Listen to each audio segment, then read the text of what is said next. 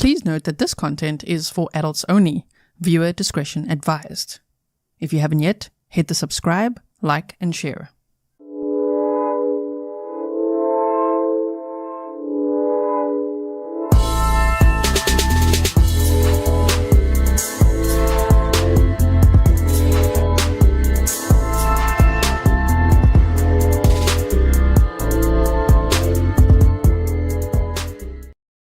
Hello everyone, and welcome back to another live stream with me, Gisela K. This is Grizzly True Crime, and today we are going to be looking at a case involving catfishing, stalking, probably some coercive control, domestic violence, and honestly, it's really good that this guy's off the streets. He could face up to 85 years in prison if he's convicted of what he's been charged with, which sounds like a very good idea. You'll know after this episode exactly what we're dealing with, okay? So welcome everyone. Thank you so much for being here. Welcome to all my mods. Thank you so much for what you do. If anyone is looking for links, I see I'm getting lots of emails with questions of what's the difference between Patreon and YouTube membership, or where can I find this or that or whatever. It's all on grizzlytruecrime.com. That's my website, okay? So if you want to find support links or just explanations or FAQs or how to contact me, things like that, it's all on my website. Okay, so now, as you know, on this channel, I really like to learn from all these cases. I really like that we can educate ourselves a little bit, you know, on things that matter, that could actually save our lives or other people's lives. I just want to check, mic check, please. Is mic check, everyone. How's the sound doing? Is it good? Let's quickly go to the settings and just check. What is the Yeti doing? Yeah, I knew it. The Yeti's being naughty. Now you should hear me very well. Okay, I boosted it. All right, so I've got a presentation for you. There are documents available in this case, which I've already uploaded to Patreon if you do want to check that out. I've actually taken the indictments and summarized it for you in a presentation because I know many of us are visual learners and it's always just nice to, you know, to see a presentation, right? I love making these for you as well. All right. So, are we ready to look at the case of the serial predator, Herman Brightman? This happened in New York so far, okay, in the New York area. New Jersey, Mount Vernon, the Bronx, Queens, around there, okay? So, alleged serial predator, because of course he's innocent until proven guilty in a court of law. Ooh, but there's a lot of stories, a lot of victims. And before I dive into this, I just want to say to all the victims, I mean, there's 4 that we know of so far. I'm sure there's many more. Man, they are so strong. They've survived so much. And I am very proud of them. I hope that you guys, after you hear the story, will be too. They survived this man. All right. So look at this guy. I mean, you can't say on social media, you can't see this picture and be like, oh, okay, like danger. Now, online dating and social media itself, of course, comes with the territory. There's a lot of danger involved. Not to sound like a prude, but there is.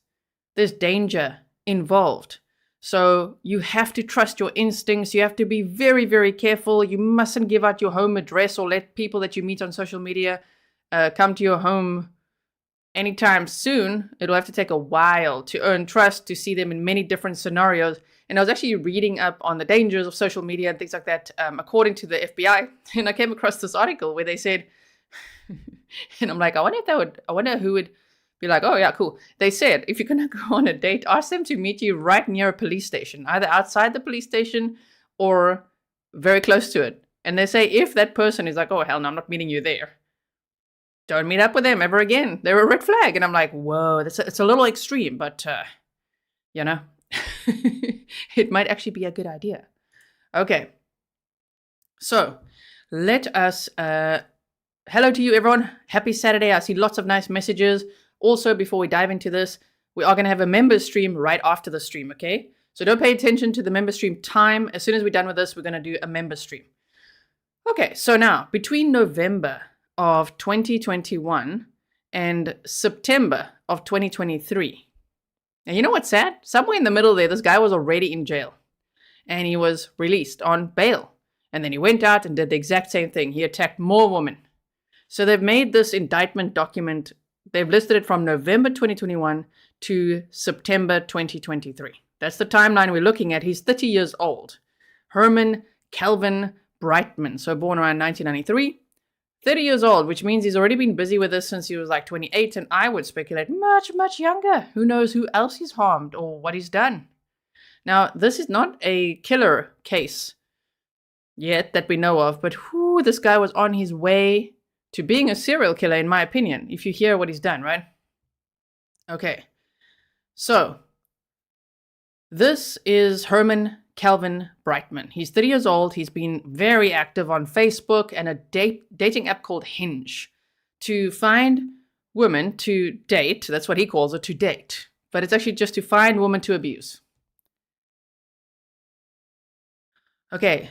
Mods, if there's any members stuck in that member stream, if you could call them over here, that would be amazing. Okay, so he's online catfishing. And you can call it that because while he did use his pictures, he used fake names, Nazir Griffiths and Nazir Luckett. And he also created a fake career as a nurse or a nurse practitioner working at various hospitals in the New York area. To some of the victims, he said he worked at like a cancer hospital, as a nurse practitioner. So that would entice his potential dates and make them feel, wow, he's so nurturing, he's so caring, he's a nurse. Wow. That he was never a nurse, not a licensed nurse. It's just a made-up career. So I don't actually know how he got his money at all, how he made a living, but who knows? But he wasn't a nurse. Okay, so the thing is, they say he would connect with women on social media, then text, and then send them videos of him at work in his scrubs. To really sell the story. He'd be at a hospital in scrubs. That's why I wonder if he did work at hospitals. Maybe he was, I don't know, like a handyman there, or he worked in the buildings, or a contractor of some sorts, or a janitor. Who knows? Or did he just like dress up in scrubs and go walk around a hospital? So that's already like really next level creepy, right? Okay, so there's another lesson there because this often happens. We've seen it in many cases, especially, if it's involving teens.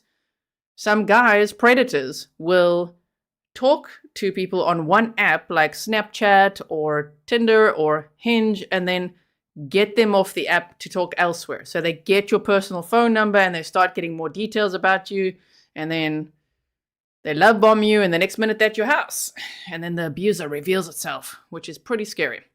Now, again, note he's never been a licensed nurse or a nurse practitioner in the New York state, which made me wonder, well, has he been a licensed nurse or nurse practitioner in any other state?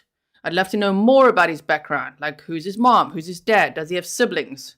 What's his background? Has he been through trauma? What's his deal? Any substance abuse? Oh, I've got so many questions. This case is not covered much. I found one tiny NBC little video, 2-minute clip talking about it. It's not widely covered yet. So I think we'll learn more information as we go along. And if we are able to, I don't know, this is New York, so they don't normally have cameras in the courtroom, but if we are able to see anything or follow along, we will. Because I think that there's going to be many more victims that come forward. So if you are watching and if you have encountered this man, do the right thing.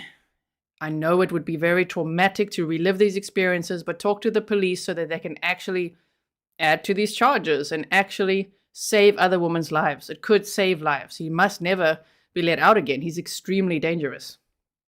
Okay, so once he started dating them, so what he would do was talk to women on Facebook or Hinge, get them to talk on text, and then send them videos and things, and then, entice them, love bomb them, charm them, all of that, and then enter a romantic relationship with them. Now, he very quickly, normally within 3 to 4 weeks, he would become violent with them. And so this is just a summary of the things he would do. This is a still image from one of the videos that he sent to the victims. I don't know how many victims he sent the same video to or not, but this is just what was in the indictment. They showed this image. Now, he would assault his girlfriends, his dates, in public and in their home. He strangled them and he threatened to kill them.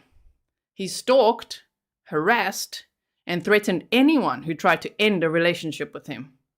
And he also traveled interstate to commit domestic violence and to kidnap a victim and her child. I mean, is this not, this guy he's a really big red flag. That's an understatement. He was really on the road, in my opinion, to becoming a serial killer, because this behavior doesn't change. It will escalate.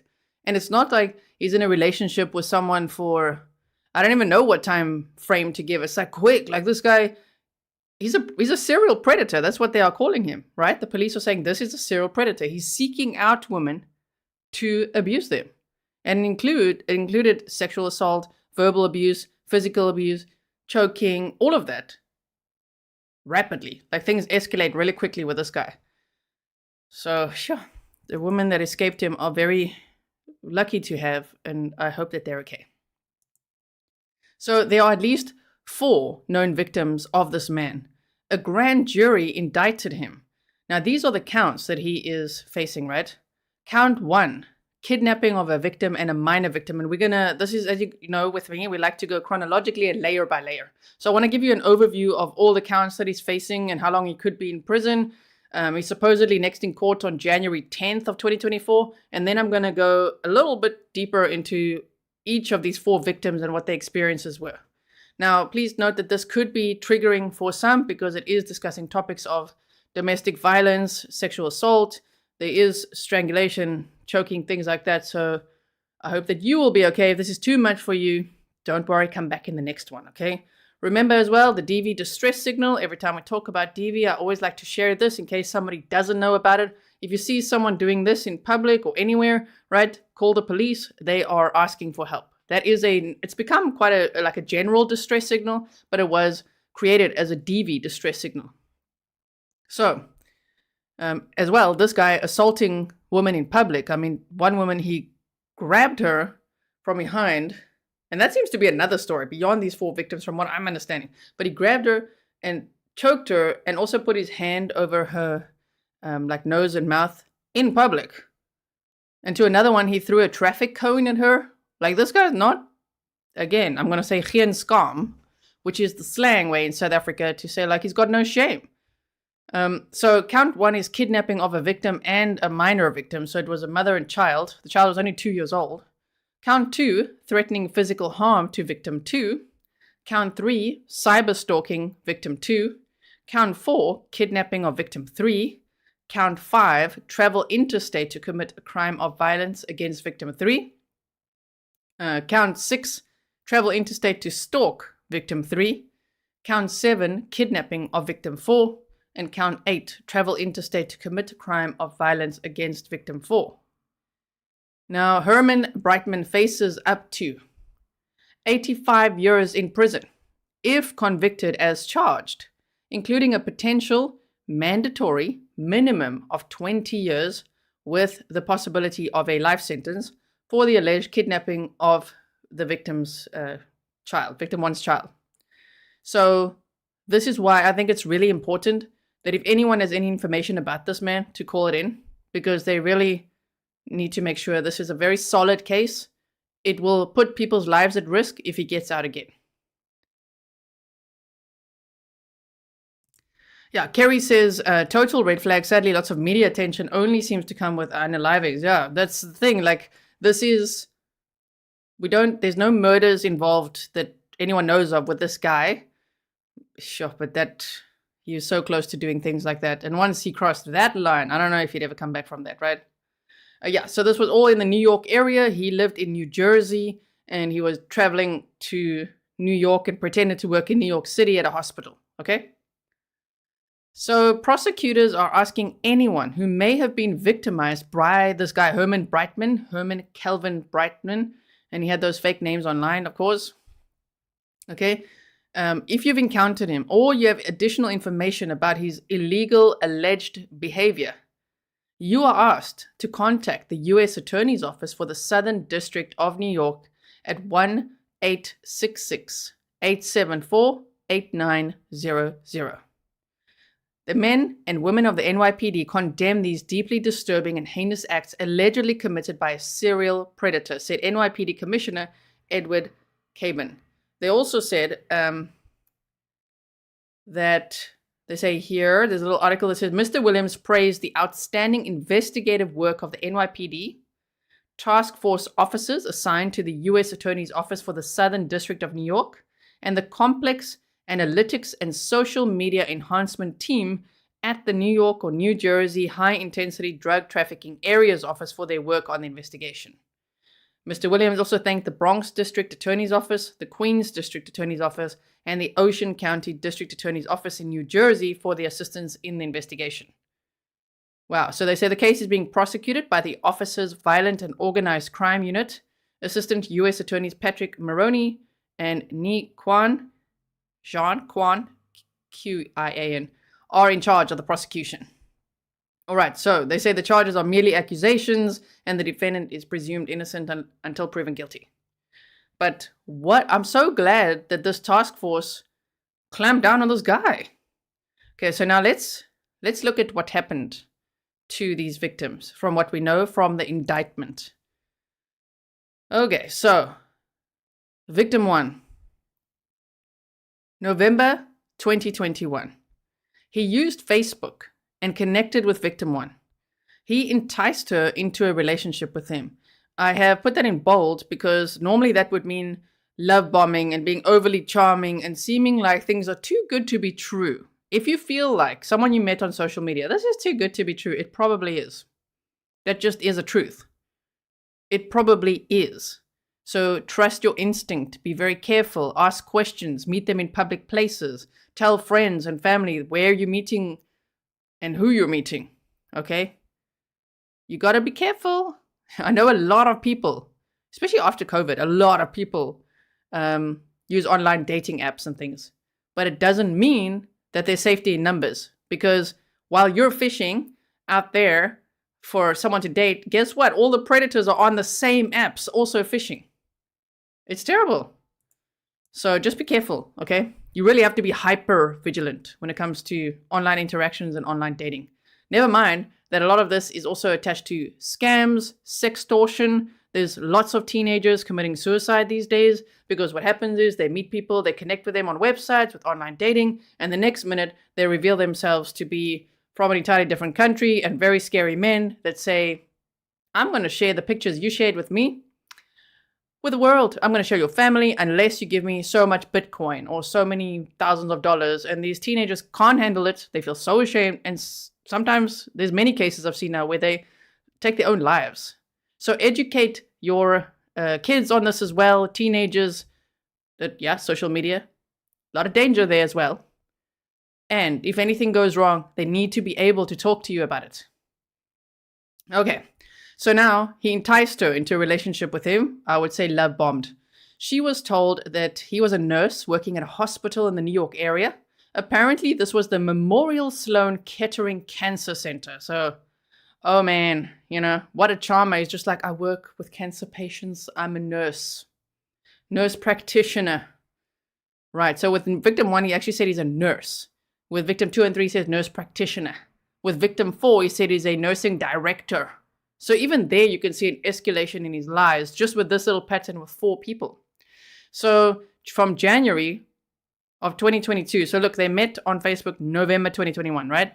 By January, between January and July of 2022, he assaulted her multiple times throughout the relationship. And that means sexual assault, physical assault, verbal abuse. He was extremely abusive.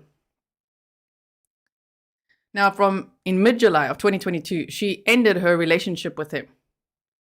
Between July 20th and July 21st, after she ended her relationship with him, he traveled from New Jersey to Mount Vernon, New York, and kidnapped her and her 2-year-old child at knife point. What? I made a little screenshot there of the Maptime. He drove over 2 hours from New Jersey to Mount Vernon, New York, went to her house, and kidnapped her and her child at knife point. Sure, okay, there he threatened. Okay, wait. So then he took her back and the child back to his place in New Jersey. Once they were there, he threatened to kill her if she caused any problems. Now, they were held against their will for several hours until the victim found a moment to call the police, who arrived and rescued them. And so I looked a little bit more into that. Well, how? She convinced him to leave the house for a short time. So that's clever as well, to be like, please, can you go get us, I don't know what. I would just imagine, can you go get us some snacks, or can you, I don't know, quickly go and get, I'm sure it was to get something, because she convinced him to leave the house for a short time. Imagine that survival mode. Imagine the trauma that these people will live with. Wow. Okay, so that's the story that we know from victim 1. Then victim 2. Remember victim 1, he said he's a nurse and he met her on Facebook. Now, victim 2, he started using Hinge. In May of 2023, so right after, and you'll see this pattern as well, he's like serial dater and a serial predator and a serial abuser. And he was on his way to becoming a serial killer, in my opinion. So victim 2, in May of 2023, he used Hinge, a dating app, and enticed victim 2 to start a romantic relationship with him. So I think they say, I was trying to read up a little bit about Hinge, I don't know much about it, but they say it's on an online dating app, and you swipe and then you can match with people, and then you can start a conversation with them, which is apparently what he did. And then he would lure them off the app to then talk on text and call, and then be like, what's your address? Let me pick you up, and all of that. And oh dear. Okay, so he said he was working as a nurse practitioner at a hospital in New York. New York. All right, so on August 7th, so look at that, May, June, July, August, okay? August 7th, he bound her mouth and hands with tape, held her against her will in her apartment, and threatened to kill her with a knife. They said he chopped her phone in half with a knife. I don't know what kind of knife that is. How do you chop a phone in half with a knife? Okay. Chopped her phone in half with a knife. He got on top of her. He poked her with the knife and threatened to gut her like a fish, which tells me he's watched Scream too many times.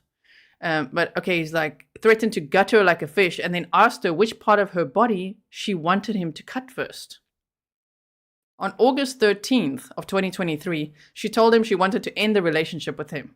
So now, if you see that, some people, I almost want to say some people who know nothing about this type of topic, or they, I don't know, they just be like, why? Why did she leave him immediately? Because she's trying to survive.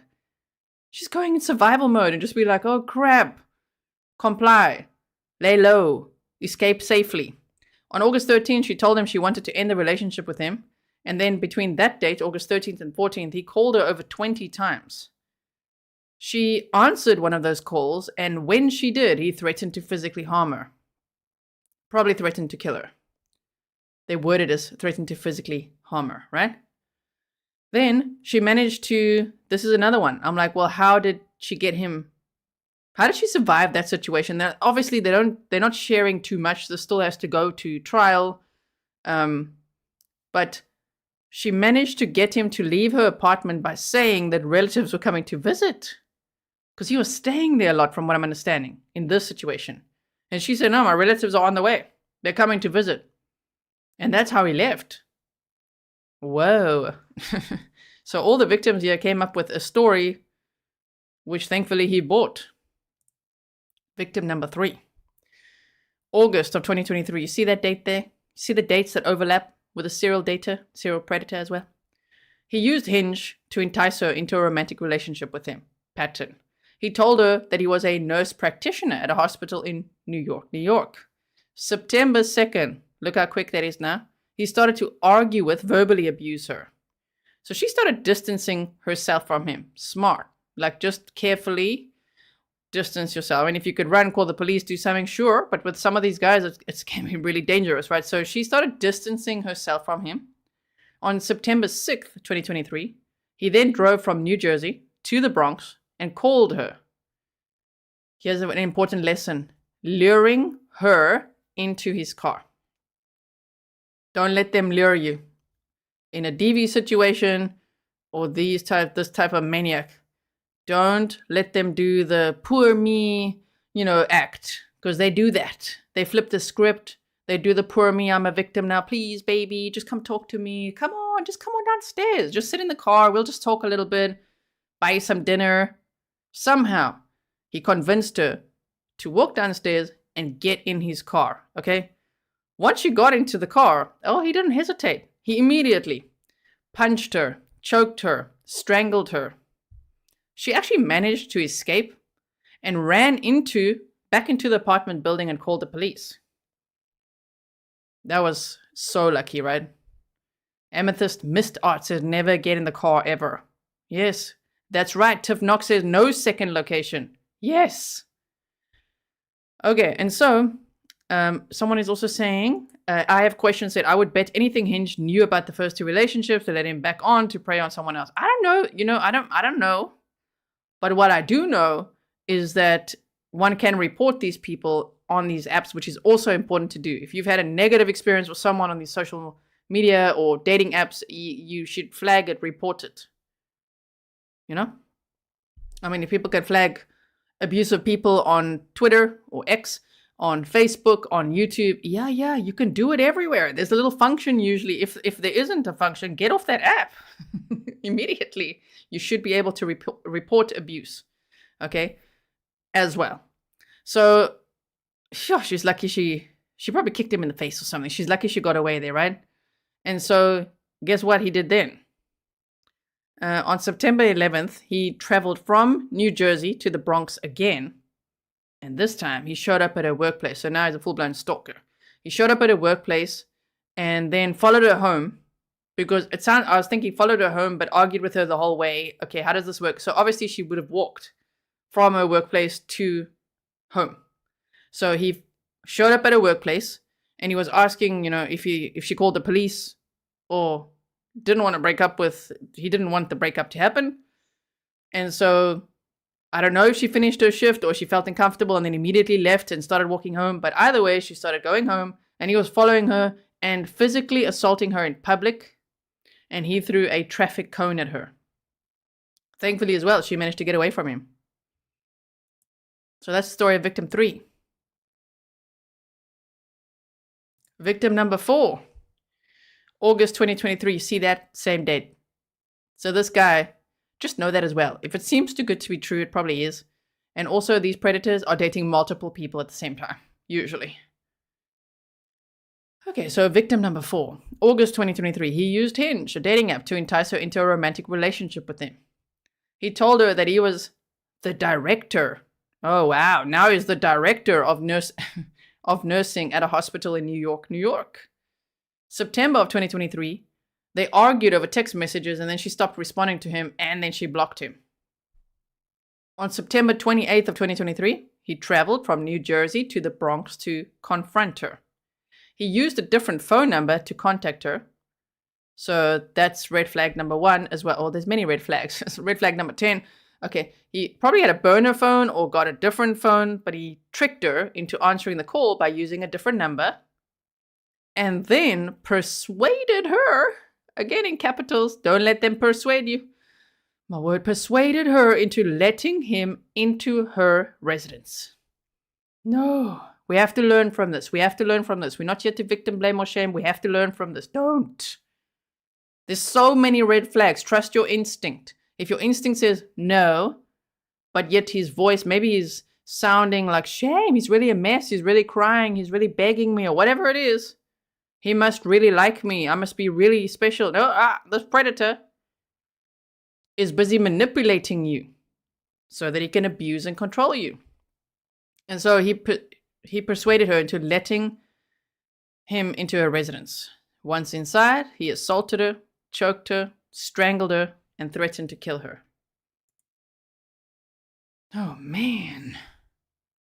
Like immediately once inside. So note, he was in jail before for attacking a woman because when I started looking more into this case, I was a little confused because I'm like, okay, but this just happened now. Like this guy has just been arrested now and there's the grand jury indictments, but what the hell happened in October? Because there's articles from October already. This was brewing and I'm like, wait. Oh, he was already in jail before. And they let him out on bail. And then he immediately went and attacked all these women. Sure. I think between victim 1 and the others is when he was in jail. Somewhere there. Anyway, so 2 weeks after he was freed without bail. I don't know. He was freed. He attacked a woman in her apartment in the Bronx. He started to verbally and physically abuse her. She ran into her room and locked the door. He bashed the door down, punched her in the head, and choked her until she lost consciousness, saying, and this is what he said. Are you ready? This is what this guy said. "Look at me. I have nothing to lose. My dad is dying. We don't work together anymore." What? That's some scary stuff. Okay, daddy issues, right? This guy is like, "I have nothing left to lose. My dad is dying." Imagine if his dad is ironically dying at like that cancer hospital. You know what I mean? Just, I like the psychology sometimes of it, of just like, what is going on in this guy's mind? Why is he pretending to be a nurse? And that could be, maybe that's why he goes to the hospital, who knows? But that's what he told her while he was choking her. Until she lost consciousness. When she regained consciousness, he said, "Kneel down. You ever been beat before? This is a night you'll never forget. You are not going to make it out alive tonight." You see, serial killer. He's starting. He was not a serial killer. He's a serial predator. But that serial killer vibe was already there. So when he woke up to take a shower, that's when the victim saw that tiny window of opportunity and called her friend. And the friend called the police, and the friend ran over to the apartment, and that's how they saved this lady. Now, I've also taken a screenshot of this little article where they said he was charged. This is previously, before now. They said he was charged with kidnapping in the 2nd degree, unlawful imprisonment in the 1st degree, criminal mischief in the 3rd degree, menacing in the 2nd degree, unlawful imprisonment in the 2nd degree, criminal possession of a weapon in the 4th degree, and criminal mischief in the 4th degree. He's also facing strangulation and assault charges for a September 6th attack on a 3rd woman, which he allegedly grabbed by the neck on a Bronx street, according to the news. He's accused of putting one arm around the victim's neck while covering her nose and mouth with his other hand. The creep's pattern of abuse allegedly spans multiple states. I'm telling you, this case is going to be a lot bigger than we think. Oh my word. Okay, he has a pending case in New Jersey for threatening to put a 4th woman and the earliest known victim in a body bag on July 20th. Oh my word. He's accused of forcing the victim into a car from her West New York home at knife point. He allegedly punched the woman and put her in a chokehold before taking her to another residence. The woman found a moment to call 911 and police showed up and arrested him, according to the Daily News. Guys, can you believe this? Yeah, Tiff Knox says, how about attempted murder? Right? How about attempted murder? Exactly. There's just this one little clip that I can show you here. Just hold on 1 second. There's not much else. Actually, I just want to see what's at the end of my slide. Oh, no. We're still at one more slide. I knew it. Hold on. Just a reminder of the call to action. The superintendent for the building where he lives said he recognized him from the photos and talked to the police about him in November. The super said that he had changed the locks to the building and Brightman no longer lives there. Yeah, now he's living in jail right now. Prosecutors were looking to know if there were any other possible victims out there. They are looking to know. Anyone who may have been victimized by Brightman or has additional information about his illegal alleged behavior is asked to contact the U.S. Attorney's Office for the Southern District of New York, 1-866-874-8900. Okay, so here as well, remember his fake names were Nazir Griffiths and Nazir Lackett. Okay, so remember that. General T says, begging you, can't tell people to report abuse without asking people to please not make false allegations. Yeah, don't make false allegations. Of course not. The problem is that femicide is at an all-time high. Violence is at an all-time high. So one must report the abuse if they've experienced the abuse. Of course, don't make any false allegations. We are trying to save lives over here. That would be the goal. We are trying to learn from these cases, trying to share information that could potentially save lives. Yes, okay. Tracy said, Grizzly True Crime, thank you for covering this. So important to get this out in the public so more victims may come forward. And I really hope they do. I know this would be so scary. This would be incredibly scary. Some victims will be way too scared to talk, but it could really, really save lives. And he's already been indicted on 8 different counts. 8 counts, okay? So he could face up to 85 years in prison.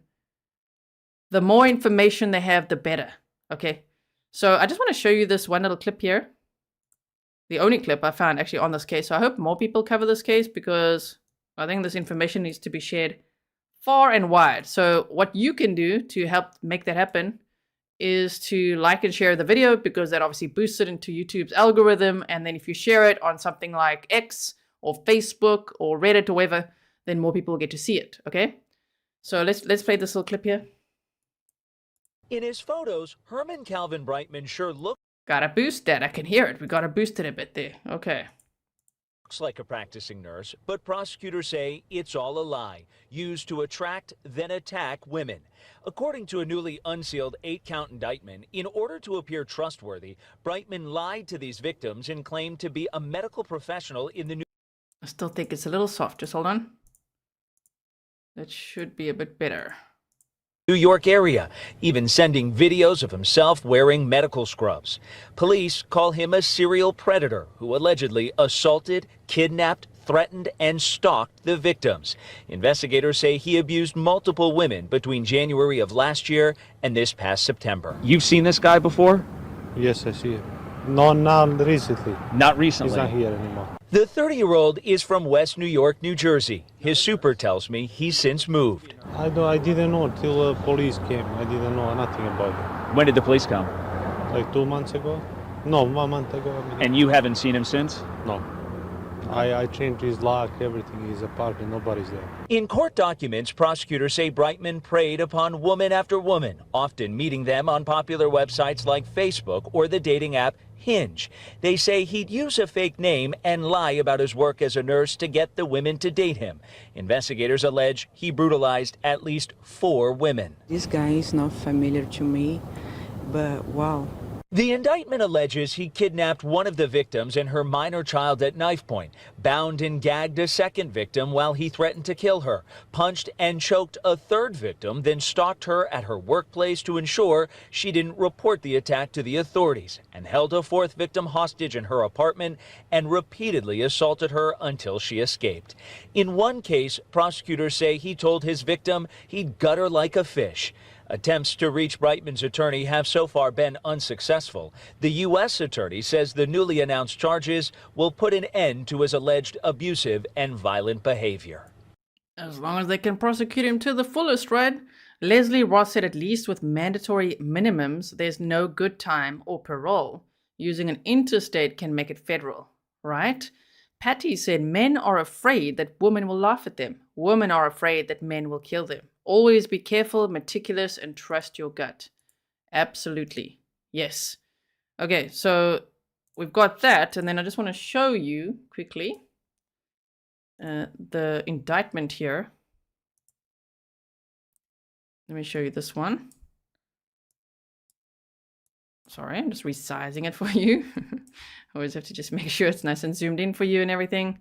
Okay, so this indictment is what I've summarized for you in the presentation today, so there would be really no point in rereading it, like reading through it again. I've just told you all the details from reading through this myself and putting it in chronological order and all of that kind of stuff. But this document it's available online if you just search for it, or if you want to find it easily, it's on Patreon. Always when I make posts and talk about cases and things, I usually, if I have the documents, post them on there. Like Jesse Krzyzewski's letter is also on Patreon with the post from yesterday, so that you could find it easily, okay? The Butterfly Den said, I really hope he's being held in custody. From what I've read, he is. And I think he's being held this time without bail, and they said he's a major flight risk. That's why. And I think he is. Okay, so this is this indictment, and then, where was the other one? This one, I mean, look there. That was from October 24th of 2023, and then they already had all these other charges. But then he was released and then committed more attacks on women. Like this guy he will never stop. These serial predators, it's not like he's not gonna be reformed. He's just not. The serial stalking, sexual assault, the violence, the domestic violence, the everything he does. And I mean, as Laura Richards from the Crime Analyst, that's her channel, says, and she's an expert in this field, once they put their hands on your neck, it doesn't de-escalate from there. Baby kisses, thank you so much. I also just wanted to show you the map, just so that you could see. They talked about him living here in Branch Avenue in Central Islip. Did I say Islip right? You'll be like, Islip. No, foreigner. I'm South African, okay, but I think it's Islip. Branch Avenue, Islip is where he used to live. So I don't know, when we saw that video now, if that building manager, if it was this address or if he's talking about the New Jersey address. But he would travel between Branch Avenue, the Bronx, Mount Vernon, and this New Jersey area. This is where we know him to have operated so far. But they said he could have, they suspect he committed crimes in multiple states. And who knows? You know, does he have a rap sheet from before? Like, does he have a different name? What else did he do on social media before with different apps? What about Tinder if he's going from Facebook to Hinge? What about other dating apps? Wow. Yeah, and I wonder what car he has. I do wonder what car he has too. I hope they'll give us more information, or that there'll be like a press conference at some point or something, because this information needs to be shared so that he never gets out. And so that people also learn the dangers of cases like this. The dangers of social media. Really, it just is like that. It sounds so like the dangers of social media, you know. I sound like a mom, but it's very important to know them. Okay, I want to quickly show you this one as well, which I'll link this. It's rain.org. I found this one, which is a good summary of some pointers where they say online dating and dating app safety tips. When connecting online, I'm just going to read the bullet points and I'm linking the article for you. Use different photos for your dating profile. They say because it's easy to do a reverse image search with Google. And if your dating profile is a photo that also shows up on your Instagram or your Facebook, it'll be easier for someone to find you on social media. And then that means also could stalk you, could come to your house and all of that. Avoid connecting with suspicious profiles. Obviously, right, Grizzlies?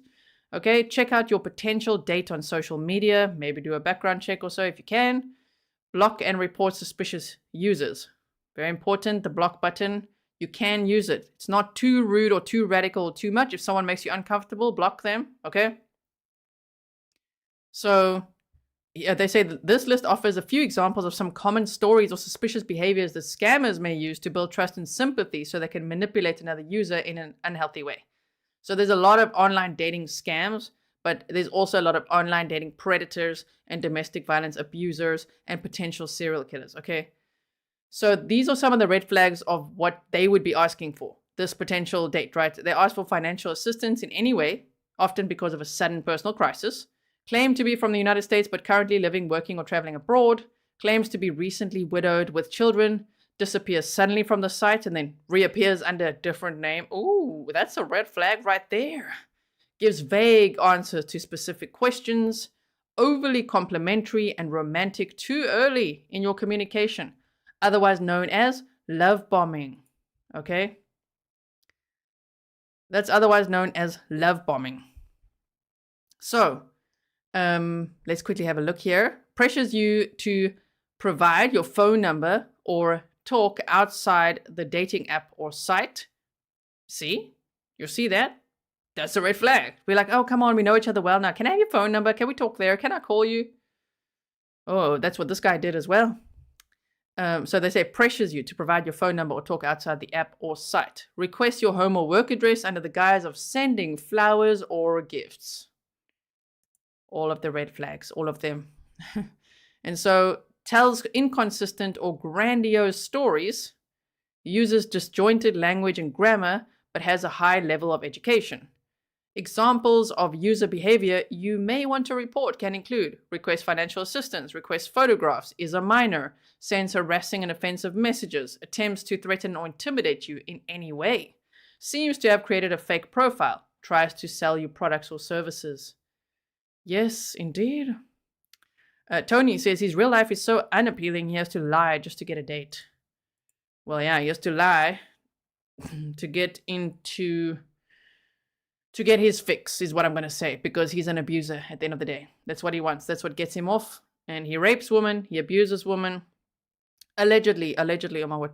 He's going to court still. Yes, okay, but these are the stories that the victims are telling. Okay, so they say, wait to share personal information. Never give someone you haven't met with in person your personal information, including your social security number, credit card details, bank information, work or home address. I learned from that stalking course and coercive control, domestic violence. Never let them pick you up at your home. As romantic as that might sound, I'll come pick you up. Baby, where do you live? No. I'll meet you in a public place. And I like that one article that went one step further, like, I'll meet you outside the police station. What? I got some paperwork to do. They'll be like, no, I don't want to meet you there. Why? So, okay, dating apps and websites will never send you an email asking for your username and password information. So if you receive a request for your login information, delete it and consider reporting. I mean, this even goes, there's impersonators that I have they're interacting with you guys in the comments, pretending to be me. And some people fall for it. It really scares me. Because they're like, I want to have a conversation with you with all kinds of hearts, or like, send me your phone number, or you've won a prize. No. I don't do any of those things, guys. Please be careful. Look, when meeting in person, video chat before you meet up in person. Laura taught us that you should get to know someone in many different scenarios before you ever let them know where you live, you know. But yeah, they say video chat before you meet up in person. Once you've matched with a potential date and chatted, consider scheduling a video chat with them before meeting up in person for the first time. It could be a good way to help ensure that your match is who they claim to be in their profile. Okay, if they strongly resist a video call, that could be a sign of suspicious activity. Tell a friend where you're going. Take a screenshot of your date's profile, send it to a friend. Let at least one friend know where and when you plan to go on your date. If you continue your date in another place that you hadn't planned on, text a friend to let them know your new location. It may be helpful to arrange to text or call a friend partway through the date or when you get home to check in. Meet in a public place, very important as well. Okay, they say first, for your first date, avoid meeting someone you don't know well yet in your home, apartment, or workplace. It may make both of you and your date feel more comfortable to meet in a coffee shop, restaurant, or bar with plenty of other people around. Avoid meeting in public parks and other isolated locations for first dates. Another one that Laura taught us was don't drink on your first date or first few dates, which to many people will be like, what? It's dangerous though, because then your guard goes down. They say, I'll drive you home. And you're like, okay, no, don't do that. If you want to stay safe, if you prioritize safety, if you value your life, you want to prioritize safety, those are the things just not to do. If you do it, well, it's at your own risk, you know. We don't want people to end up as cases ever. So don't rely on your date for transportation. There you go. Stick to what you're most comfortable with. They say there's nothing wrong with having a few drinks on a date. Try to keep your limits in mind and do not feel pressure to drink just because your date is drinking. It can also be a good idea to avoid taking drugs. I like that. They're like, it could also be a good idea to avoid taking drugs before or during a first date with someone new, because drugs could alter your perception of reality. Well, that's true as well. Don't do that. Okay, enlist the help of a bartender or waiter. If you feel uncomfortable in a situation, it can help to find an advocate nearby. What can you do, guys? It's pop quiz time. Number 1. I know it's a DV distress signal, but you could show the distress signal. Number 2, you could go to the bar and order an angel shot. That is apparently a code word, supposedly known worldwide. I hope so. Where they know, oh, I'm in trouble now. Okay? Trust your instincts. I wish that was said first in this article, because that's like number 1. Your gut instinct is going to tell you. Okay? Usually, if you feel uncomfortable in any way, trust your instincts. Feel free to leave a date or cut off communication with whoever is making you feel unsafe. Do not worry about feeling rude. Your safety is most important, and your date should understand that. If you felt uncomfortable or unsafe during the date, remember you can always unmatch, block, report your match after meeting up in person, which will keep them from being able to access your profile in the future. Michaela Knight says, wow, I don't think I'll ever meet anyone. Lol, just stay with her. I mean, it's safe, right? Okay, so I hope that was helpful. this information. I will link it, as I say, in the description box. If you don't know, I don't know what images I would share now, but if you don't know how to reverse search, I actually didn't know how to do this for a long time. I just quickly want to see. Oh, okay. So if we go here, if you don't know how to reverse search an image, okay, you can literally go to google.com and you click this little button, search by image, and you can upload an image. So you take a screenshot of something that you're like, I'm suspicious. Where does this picture come from? And you can upload it here, and Google will find all the results matching that picture. It's obviously sometimes it would be like, finding closely related shirts or something. But if you look there, you might be able to find other social media profiles that this person may have. That's also why they say you should use different images than, like, saying Facebook, Instagram, Snapchat, all the same picture or whatever, because then they can find all your profiles. But it might be a way to help if you need to search something. I find it quite useful, especially for my research here in the true crime world. I'm like, upload file. Let's search where this came from. Sometimes it'll show the source of that image. That's the point. So if it shows the source and it's showing someone else's name other than what this guy, whoever, or lady, whoever told you, oh, that's a red flag. Run for your life. There's also something called, I'll link this. It's called the Epios OSINT tool that I learned about last year. And there you could actually type in someone's email address and it will show you any red flags. Or you could do a background check, of course, in the United States. We don't have that. We don't have that here. But in America, I know you guys have so many. You've got like, I can't remember all the services. You've got lots of background checkers as well. Do it. It's not too radical. I've said this before, okay? It's not too radical if it comes to your safety.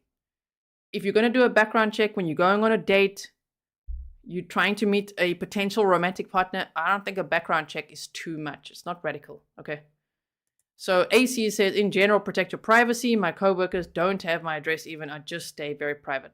That's the right thing. It's very safe to do, right? That's right. Lisa says, always listen to your inner voice. Don't disregard your instinctual reaction. It could save your life. And don't you find as well, first impressions are also important, because sometimes a first impression, I've gotten in trouble like this before, where the first impression is red flag, gut instinct. And then afterwards, like, people kind of bowl you over with something, with like they sugarcoat something, or they talk in a certain way, or they explain something, and you're like, oh, okay, well, my bad. I was just overreacting, But so often later you're like, man, I wish I just trusted my first gut instinct. So trust your gut. Yes. Okay. Well, everyone, thank you for listening to that case today. I really hope that if he has hurt other people, that they will come forward, that they will be brave enough to come forward, because it can save lives, number one, and it can get them justice too. I really hope, because I'm sure there's people out there that is harmed, and traumatized, that have not got justice. So I hope they will be able to talk. Okay, so if you missed this, like I see Karen's like, what happened? If you missed this, I hope you'll watch the replay and make sure that you are subscribed so that you don't miss out on the next live stream. Members, we're going to have a members only stream now. This stream will teleport you to that one. It's set for 50 minutes from now, but we're actually going to start in like 5 minutes from now, okay? Immediately we're going there. Okay, wait, let me change the time. Wait here with me. We're going to just have a chat there, as we always do, whenever I can, and I've got my voice back, as you can hear, so I think I can manage it. So we're going to have a members only stream now, and we'll just be discussing like some of these Adelson calls. We'll discuss that trial that just happened, that Shanda Vander Ark one. Oh my word. Okay, wait, let's set the time here for like 9:15 my time. There we go. Okay, so now you're going to get teleported there, and I will see you there. Everyone, thank you for being here. Really appreciate it. Thank you for supporting the channel. If you haven't yet checked out Patreon, please do that. It's a really great source of support. Check out my website, grizzlytruecrime.com, if you want to find links to support either myself or the mods, or just find information. And I'll see you again very soon, okay? Stay safe, everyone. Please stay safe.